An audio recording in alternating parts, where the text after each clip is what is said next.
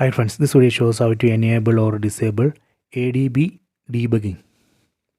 Go to settings, select all settings from top right corner, go to system, go to about, go down, select Android TV OS build. Here we need to press OK button or select button on the remote 7 times. 1, 2, 3, 4, 5, 6, 7. See the message, you are now a developer.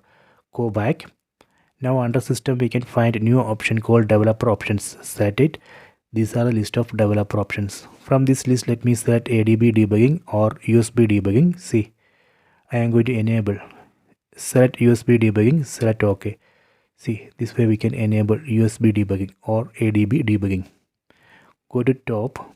So here if you want to disable this ADB debugging, you can disable here.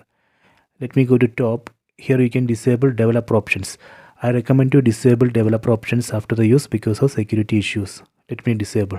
Done. Go back. See, now under system it's not showing developer options.